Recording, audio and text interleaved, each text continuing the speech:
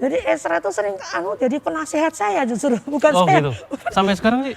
Iya kalau misalnya acara-acara apa ada hal-hal apa gitu di kantor atau apa, nanti dia selalu bilang, loh kenapa mama ambil keputusan itu? Mestinya kan nggak boleh mah. Action. Conversation is on. Oh gitu? Nggak boleh. Oke. Tapi dia disuruh terlibat secara langsung di kantor nggak mau. Alasannya gini, selama masih ada mama dan tante-tante di sana, aku nggak bisa masuk. Nanti terjadinya geger. Karena cara berpikir kalian dengan saya beda. Oh gitu? Iya benar. Oke.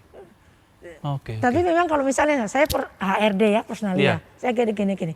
Ada yang bilang, oh ya sudah betul mah, itu mama cukup tegas. Tapi kalau orang mau salah, nanti kalau kamu mama gitukan terus orang itu, nanti dia bisa sakit hati, nanti dia ini. Sekarang mama udah kadung itu, mama perbaiki, nggak tahu kayak apa, supaya dia nanti nggak sakit hati. Seperti mama suka lakukan pada saya, pada Esra, mama minta maaf. Langsung mama ini kan mama tunjukkan maaf mama itu bukan di mulut saja tapi sungguh-sungguh. Nanti dia sangat hormat sama mama. Nah sekarang Ci, kalau sama Ko Hendra gimana? Apa sama seperti itu komunikasinya? Kan papanya ngomongnya dikit. Oh Ko Hendra sedikit tuh? Ngomongnya dikit. Tapi kadang-kadang ya itu sekarang udah banyak berubah. Juga karena Esra ini. Maksudnya Esra, kan Esra nggak seberani kayak ke saya, ngomongnya negor apa gitu. Nggak se-open ke Cilili ya? Karena kalau saya misalnya ditegor, kayak kan saya bilang, saya cari anunya, kenapa kamu berbuat gitu? Kenapa saya mau tahu alasannya apa? Kalau papanya ya, loh kurang ajar anak ini, gitu. Nggak tanya kenapa. Jadi beda karakter. Jadi ya mau negor tuh juga, ya kadang-kadang malasan nanti reaksinya dipikirnya aku sok-sokan atau apa gitu loh. Kalau saya kayak tadi dia, loh udah dibilang nggak boleh buang-buang mainan, kok buang-buang? Ayo, kenapa? Nah langsung ke dia terangkan. Kalau papanya mungkin, loh buang-buang main, sentil langsung sentil. Kan gitu. Tapi sekarang sudah berubah Ko Hendra dalam artian lebih bisa berkomunikasi gitu ya? Bisa dulu. Ya maaf saya ini bukan bilang dulu ya. Iya. Pak Hendra kalau marah kepada saya pun enggak marah, disiwa. Diem. Nanti diajak ngomong tuh apa, pura-pura baca koran. Waduh ini juga udah nggak jawab nih lagi marah nih. Lama-lama ya kadang Esra yang kasih tahu, nanti Esra kasih tahu saya kasih tahu lagi baik-baik. Kalau memang marah kasih tahu marah. Alasannya apa, salahnya orang itu apa. Orang itu bukan cenayang. Gitu. Tapi bilang ini waktu ketawa ketiwi. Kalau enggak gondok lagi. Iya. Oke, jadi istilahnya sampai sekarang pun Esra ini seperti apa ya? Ya tadi misalnya kayak konselornya Cilili sama Ko Hendra atau pendamai gitu ya. Nah, Ci, dari Esra sendiri gitu ya. Apakah dia pernah merasa minder atau merasa kok aku gini sih? Nah, atau aku gitu? Gimana? Itu yang hebatnya Tuhan Yesus ya. Jadi dia itu kasih ke Esra itu pede banget gitu loh. Gak pernah merasa terus, oh aku cacat ya, aku punya banyak kelemahan di mata. Enggak, waktu masih di SD itu di sekolah tuh, kan saya apalagi waktu SMP itu, kan kasih pendamping supaya karena sudah drop, yang matanya sudah drop itu yang kanan tuh, dia sudah sulit baca, biarpun nggak pakai kacamata sudah sulit baca. Jadi yang bacakan apa namanya pendampingnya, bahkan nulis tuh pendampingnya, tapi dia yang omong ya. Nah, waktu jam-jam istirahat atau apa gitu ya, saya bilang sama pendampingnya, ikuti dulu semua Esra supaya nanti dia nggak gampang jatuh kena sandung atau apa gitu. Namanya Esra diikutin terus kayak ada pengawal gitu kan. Nggak seneng ya, nggak enak. Jadi kadang-kadang dia hilang sendiri gitu. Satu ketika ada biasa acara pertandingan apa itulah, ada itu tiangnya basket itu yang biasanya di tengah lapangan. Ini mungkin nggak terpakai, mungkin ada 2 atau gimana, agak diminggirkan gitu loh. Lah saya kan udah apal, kalau udah apal area, dia itu udah still yakin jalan teng. Nah karena itu dipindah dia nggak tahu. Sudah dekat baru tahu kadung udah ketabrak tuh sampai ininya bendol kepalanya Oke. itu bendol. Tabrak yang main basket. Tiangnya. Tiangnya nggak dipakai. Iya. Yang nggak dipakai di pinggir. Biasanya nggak ada di daerah situ. Nah, jadi Esa kan yakin jalan sendiri nggak ada jadi nggak ada yang kasih tahu dia kalau di situ ada tiangnya. Dia deket itu baru tahu, tapi terlambat. Udah kakinya kadang kesandung, itu kena sini sampai bendol gede kok, sampai kayak bal bekel gitu. Ya saya kan tegur pendampingnya, kamu kemana? Baru dia cerita, Bu, Esra itu saking udah hafalnya dengan area sekolah, kalau jam istirahat pergi ke kamar mandi, enggak mau Bu didampingi Bu. Saya hanya boleh dampingin di kelas waktu untuk baca atau apa. Kalau lagi main dia mau main sendiri nggak karena aku udah tahu, aku kelihatan. Memang aku buta, katanya gitu. Oke. Nah itu jadinya nggak ada rasa minder atau apa tuh nggak. Karena kalau menurut saya terlalu pede. Oh gitu. Nah, Cilili, adiknya Esra. Dea ya. Nah itu gimana dengan Esranya sendiri dan Esra dengan Dea gitu? Oh, Esra sayang banget sama dia, suka ganggu-ganggu. Dea ya sayang. Tapi justru Dea itu karena mungkin ya dia lihat kita tuh sayang banget sama Esra, tapi kadang-kadang iri malah. Kok abang lebih sayang ya? Oh gitu. Ya, tapi saya kalau Esra tambah kalau dia datang tuh sampai sekarang udah gede, pengennya peluk, cium. Deanya, abang ini loh aku udah gede nggak boleh peluk-peluk. Iya. Esra juga ganggu, tak peluk katanya gitu. Suka iya banget. Jadi kalau dia kayak sekarang udah di Melbourne ya, nanti gini-gini, abang suka film apa nih, tak tak masukin di my list Netflix ya. Oh aku suka ya, dia yang masukin, adiknya yang masukin gini-gini film-film. Kalau abang suka yang ini ya, nih tak masukin lagi, tambahin. Oh ya suka gitu. Oke. Sampai itu ya, istilahnya hubungan mereka juga sangat akrab gitu ya. Bisa menerima satu sama lain. Kan kadang ada saudara, kadang kan merasa bahwa ini saudaraku kekurangan gini. Kadang ada yang nggak dianggap kan, Ci. Kadang ya kan, kalau ditanya, bahkan misalnya, oh bukan, ini sepupu lah kadang atau apa kan sampai segitunya kadang ya. Ada keluarga yang kayak gitu kan gitu. Tapi justru ini enggak gitu ya. Oke. Nah, Cilili sama Ko Hendra selama ini ya, kekuatan apa yang diberikan ya khususnya ke Esra nih ya, karena kita memang melihat Esra, saya juga lihat kalau Esra pelayanan juga dia oke gitu ya dengan biasanya bermain bass gitar kan gitu kan di pemuda juga. Apa sih motivasi yang sering kali diberikan ke Esra dari Cilili sama Ko Hendra selama ini sampai dengan jadinya Esra sampai saat ini? Ya kalau bidang musik itu memang dia dari kecil itu sudah suka, dari umur 3 tahun tapi dia sudah minta itu keyboard kecil itu. Nanti dia kalau denger ada lagu-lagu kayak lagunya Doraemon apa itu, dia bisa cari not-notnya sendiri situ. Cuma dia enggak suka klasik. Pernah umur 4,5 atau 5 tahun saya panggilin les guru klasik ya. Gurunya itu termasuk galak loh. Tapi Esra bisa kasih aturan ke gurunya. Misalnya les itu kan 40 menit gitu ya. Itu 10 menit atau 15 menit pertama gurunya dengar dia main musik-musik yang dia dengar dari TV yang dia suka. Terus dia tanya ke gurunya, ini aku main pianonya bener nggak? Bener nggak? Jadi kalau dia didengerin, kalau udah bener ya bener, kalau enggak ini pakai C7 bukan C misalnya apa gitu. Baru nanti sisa 15 menit terakhir guru ajar yang klasik itu. Dia nggak suka. Jadi pokoknya itu klasik buat anak cewek katanya. Oh gitu. Oke. Katanya buat anak cewek. Dia sukanya itu yang bebas itu, atau kalau sampai dia besar itu suka Japanese rock ya anunya itu. Jadi itu yang membuat dia suka belajar sendiri akhirnya. Pertama belajar gitar dari papanya. Tapi karena dia punya nggak tahu ya passionnya memang di situ, papanya bisanya ritme gitu, dia bisa sendiri. Sampai melodi. Sampai dia pakar jadi bass. Ya sampai itu Axel juga belajar dari dia juga. Drum waktu pertama kali pindah ke Nirwana, aku minta drum katanya. Oh nanti panggil guru, nggak usah panggil guru papa nih, lihat dulu aku main. Akhirnya bisa sendiri juga, drum juga dia bisa tuh. Dulu pertama kali mestinya keyboard tuh yang paling nomor 1 dia bisa tuh. Tapi dia bilang keyboard itu musik egois. Karena yang lain kamu minggir, cukup aku keyboard. Egois, jadi aku nggak mau main keyboard katanya. Jadi maunya gitar, ritme atau bass dia paling suka, sama drum dia mau.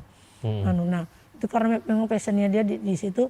Nah kalau dia melayani itu ya dia karena dia anggap satu itu dia suka main musik kan dia suka.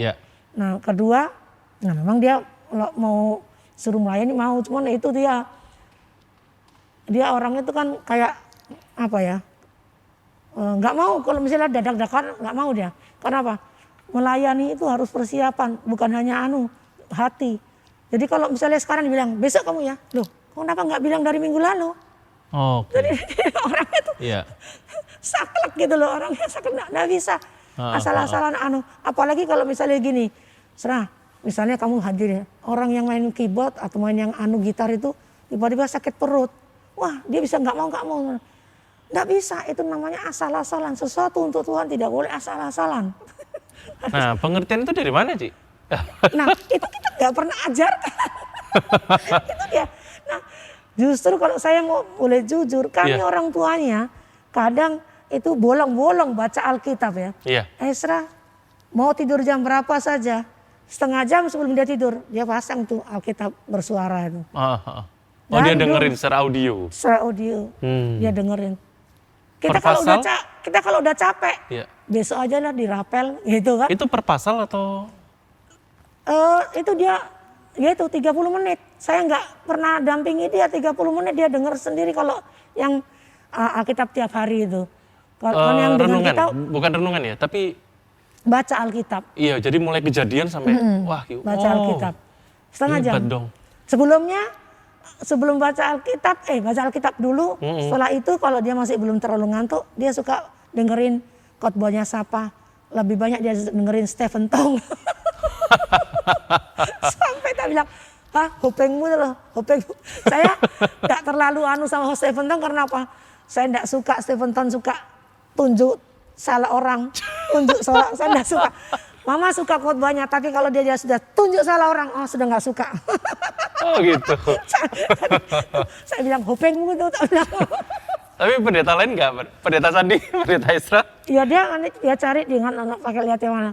Yang dia sering tuh Stephen Tong sama ya pendeta itu Philip Pantova. Terus nanti siapa lagi saya ada ini ya. Tapi saya suka dengar kalau saya juga belum tidur. Wah dengerin Hopeng ya, tak bilang gitu. Terus reaksi dia apa kalau dibilang Hopeng semua? ya kalau dia bilang, iya memang ada karakternya yang kurang bagus, katanya kan manusia nggak bisa sempurna, tapi ajarannya begini katanya ajarannya. Yang bilang ajarannya begini siapa? Tapi karakternya salah orang. Terus kapan itu pernah ada kan bertengkar di tuh malu-maluin. Masa negur pendeta lain tuh hopengmu tuh, tak bilang gitu. Oh ya yang kemarin itu ya. Oke. Ya itu memang salah satu anunya dia katanya. Emang dia sempurna, saya bilang gitu. Tapi cukup, saya pikir cukup surprise juga bahwa Ezra itu di rumah bisa sangat terbuka ya. Karena kelihatannya kalau di gereja kan diem. Memang diem. Iya kan, di gereja sangat diem. Kalau sama yang cukup kenal, dia suka guyon. Sama sopir juga gitu. Dia pilih sopir yang bisa enak diajak omong, yang suka guyon. Iya. Guyon dia jadi istilahnya dia nggak gampang. Tapi kalau udah deket, dia bisa segala macam. Nanti orang-orang Banyolan apa dia tahu, malah kadang-kadang dia ganggu. Makanya adiknya saya juga kalau di rumah digini-giniin. Halo mama, lagi kerja ya katanya. Suka usil juga maksudnya dia. Iya. Makanya saya pikir ya cukup dengan Ezra yang saat ini surprise sih bagi saya bahwa di rumah dia bisa terbuka. Bisa. Istilahnya bisa dari kebiasaan sejak kecil dia sekarang sudah bisa mandiri membangun istilahnya meningkatkan iman percayanya dengan mendengarkan bacaan Alkitab lalu dengan khotbah. Yang dulu ada almarhum Pendeta Ranto Siahaan itu karena pengajarannya juga bagus, orangnya juga ramah, terus kalau ngajarin juga enak. Itu ada sekolah Alkitab macam sekolah Alkitab, dia pengen ikut, dia ngajak saya. Jadi dulu di Jalan Raja Wali itu tiap hari seminggu sekali Kemis dari jam 6:30 sampai jam 10 malam. Itu ambil pelajaran di situ tentang apa dia suka itu. Jadi kalau dia ada suka orang, pengajarannya enak, orangnya tuh dia lihat juga kehidupannya itu menerapkan apa yang dikatakan itu. Mah ini orang mau aku pengen loh mah. Ya udah. Jadi saya digeret ikut. Saya digeret ikut gitu. Nah, Ci Lili, pergumulan apa yang sekarang sampai sekarang Esra yang pernah di-sharingkan ke Cili, pergumulan dia saat ini? Ya kalau secara pergumulan ya memang dia ini kan, dia sebetulnya dia sudah lama bilang, Mama aku ini punya banyak ide-ide untuk aku. Dia kepingin saya tuh jadi kayak manajernya dia gitu loh. Manajernya dia, jadi istilahnya itu dia itu orang di belakang layar, saya yang menggerakkan apa. Jadi ininya ibaratnya tuh dia rajanya, saya tuh perdana menteri gitu loh anunya. Dia yang anukan supaya ke kiri, ke kanan, kamu anukan kayak gini. Terus saya bilang, loh aduh Mama punya banyak ini kayak apa. Termasuk dia bilang dulu dia pengen di Jepang, dia suka. Dia enggak pergi ke luar negeri mana-mana, enggak masalah. Dia hanya suka Jepang. Oh gitu. Asal ke Jepang aja. Gitu ya. Nah, pengen dia tuh di sana karena orangnya juga ada istilahnya, kalau dianggap di sana orang Jepang itu kalau udah ngomong A ya A gitu loh, enggak pernah ditarik kembali. Bila perlu kalau ada dia rasa salah omong, bila perlu ya bunuh diri kan gitu. Komit lah orangnya gitu ya. Gini. Jadi dia suka dengan itu. Terus kita pernah ke sana waktu Natal tuh, gereja tuh tidak ada acara di dalam gedung, semua malah ke jalan ber-PI. Ber-PI, bawa kaset lagu itu, gitar itu, cerita Natal di pinggir-pinggir jalan, di stasiun, di apa. Jadi waktu kita ke sana itu tanggal 20 Desember 21, kita kontak beberapa gereja mau tanya mereka acara apa aja tuh menjelang Natal. Bilang kita nggak ada. Kalau mau coba aja di gini. Kita ada beberapa ini pendeta ini ke sini bawa tim 4 orang 5 orang. Sampai kita akhirnya gitu. Kita ikutin malah nggak ada di gedung Terus berarti bilang, tuh mah bagus kan ini. Nah kita pesta di dalam gedung kata. Pesta di dalam gedung kata. Mereka nah dia pengen sebetulnya ada sekolah Berkeley atau apa itu di sana musik apa. Jadi maksudnya dia pengen tinggal di sana sambil dia menganukan rencana-rencananya apa itu. Saya suruh mah Jepang itu masih minum jamu-jamu apa. Puyer laku di sana mah, buka cabang di sana. Jadi dia pengen saya jadi manajer. Jadi cukup kreatif ya. Sebetulnya. Ya. Cuma itu angkanya terus papanya bilang ya berdoa sama Tuhan, kamu nanti ketemu cewek yang bisa Ya aku ketemunya kapan nggak tahu, Tuhan kirim kapan. Ya. Setelah aku tambah Mama aja lah, karena aku sudah lihat Mama itu kalau aku ngomong atau apa tuh, Mama berani melakukan. Mama berani melakukan, nggak karena itu seperti diajak, ayo ikut sekolah Alkitab malam. Ya biarpun saya capek-capek ya udah ikut. Nanti kita diskusi di rumah, ayo bikin PR-nya apa, ayo kamu udah selesai belum, ayo. Jadi enak gitu kalau pada bilang gitu. Kalau orang lain nanti nggak tahu kapan telat mah. Tapi itu yang dianukan, ya sudah mau berdoa nanti kamu ketemu orang apa. Mama, ya bagus itu mah, aku juga pengen nanti. Tapi kan sambil nunggu Mama aja lah katanya gitu. Dia udah cocok dengan gaya saya, bisa apa yang ada dalam pikirannya itu bisa saya lakukan gitu loh maksudnya. Jadi idenya bisa tersalurkan gitu. Dan kebanyakan bisa diwujudkan kalau Cilili yang ngerjain saat ini. Ya yang saya tangkap Lili sama Ko Hendra selama ini memang sangat mendukung Esra gitu ya. Istilahnya saya melihat di Ci Lili dan Ko Hendra tanda kutip ya, saya ngomong tanda kutip ya Ci, bisa menerima gitu kondisi Ezra saat ini dan bahkan bukan bukan menutupi tapi bahkan mendukung gitu loh. Kalau dia pelayanan keluar ya ayo serah lu pelayanan gitu kan. Jadi bukan menghambat gitu loh. Sehingga ya secara kerohanian juga ada suatu persekutuan keluarga yang sudah dibangun sejak Ezra kecil. Dan sampai sekarang Ezra bisa secara mandiri untuk mendengarkan firman Tuhan, untuk mendengarkan khotbah dan sebagainya. Dia lebih, saya bertumbuh banyak juga. Jadi dia gitu ya? Karena digeret Ezra. Digeret Ezra. Ya, jadi saya ikuti juga macam-macam apa tuh pelajaran-pelajaran tuh. Ya karena Ezra. Kalau nggak ada Ezra saya belum tentu mau loh. Iya. Oke, Ci, ini pertanyaan terakhir ya. Kita nggak terasa sih, kita banyak ini.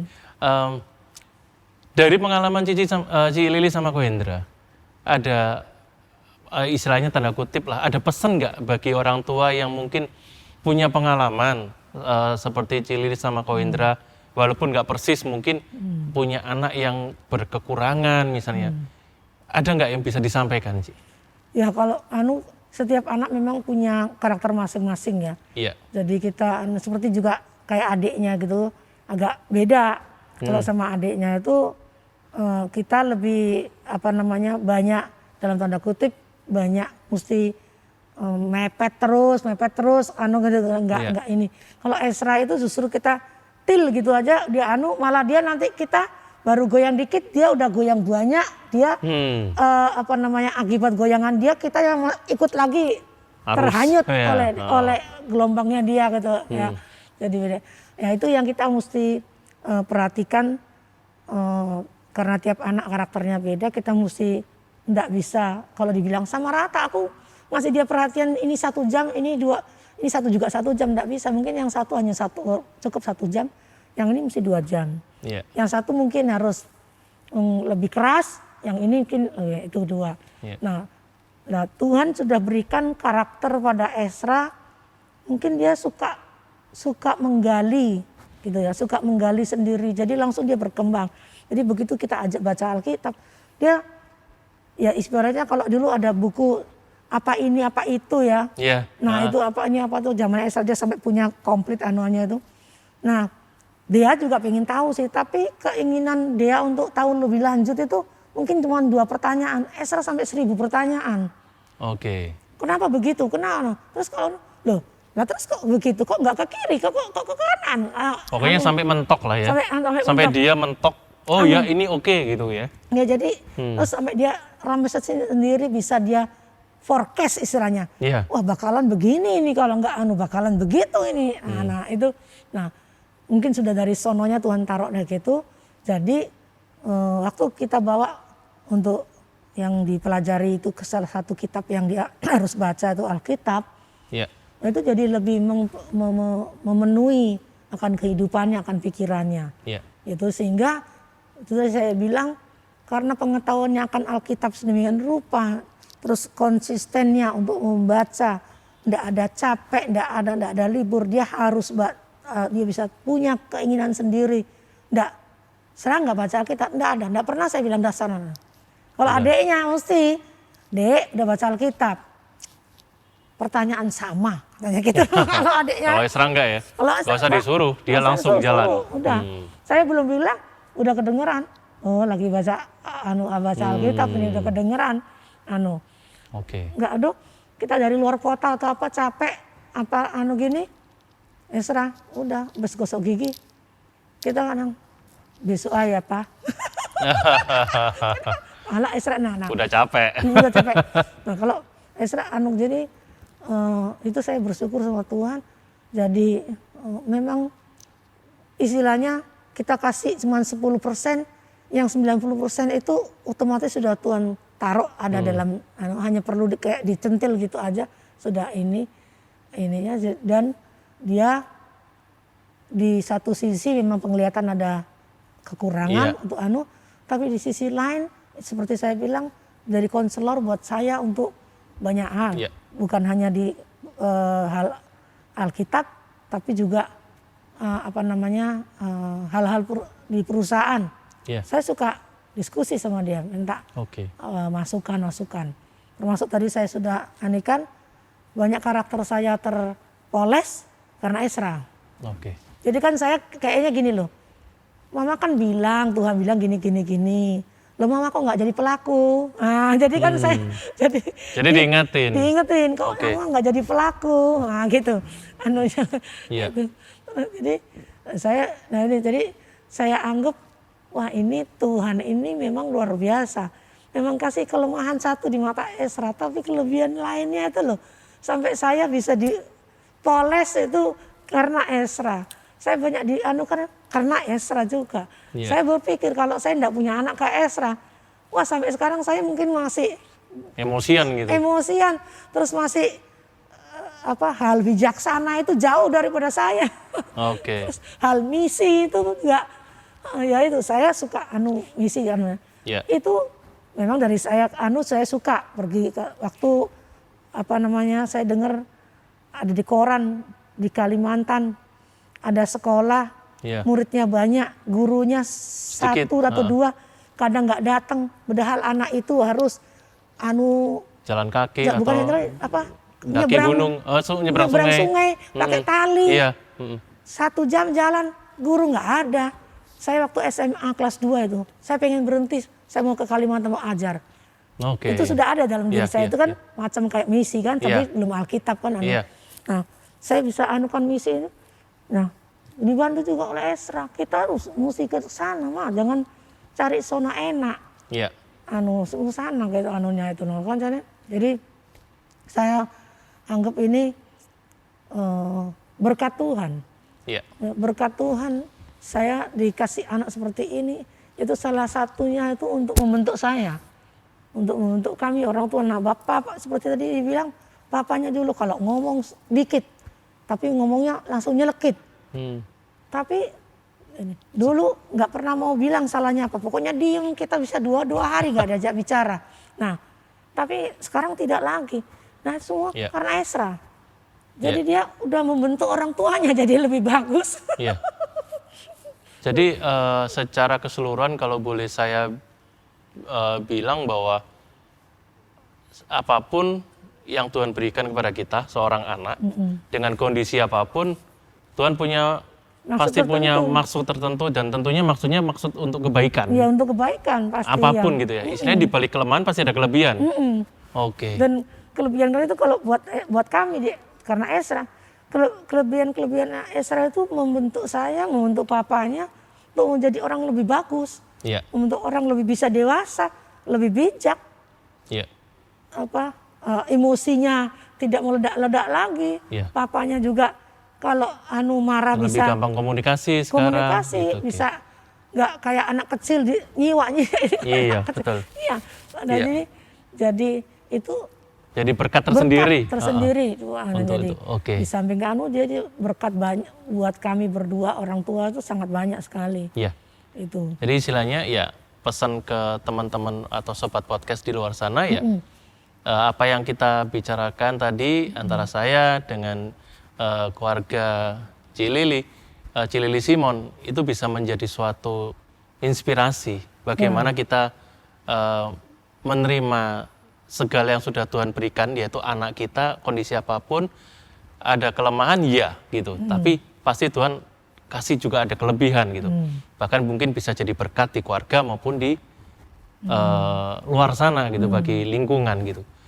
Oke Ci, ya nggak terasa nih kita bicara. Terima kasih banyak Cilili untuk sharingnya. Ya suatu saat nanti mungkin kita bisa diskusi lagi dengan topik yang konten yang berbeda mungkin. Ya, boleh aja. Ya, jadi ini bisa jadi berkat bagi teman-teman atau sobat podcast luar sana. Bisa jadi berkat, jadi semua anak-anak kita dengan segala kelebihan ataupun kekurangannya pasti Tuhan sudah tempatkan itu di tiap keluarga dengan maksud yang baik dan punya berkat yang harus kita gali dan kita temukan berkat apa yang dibawa oleh anak-anak kita di dalam keluarga kita itu. Oke. Ya, terima kasih banyak Cilili Simon. Terima kasih. Ya, sobat podcast, ini yang bisa kami berikan dan semoga bisa menjadi suatu inspirasi, sekali lagi saya katakan, dan menjadi suatu motivasi untuk kita bisa lebih dekat kepada Tuhan dengan segala pergumulan kita. Oke, sampai ketemu. Tuhan memberkati. Cut. Conversation is off.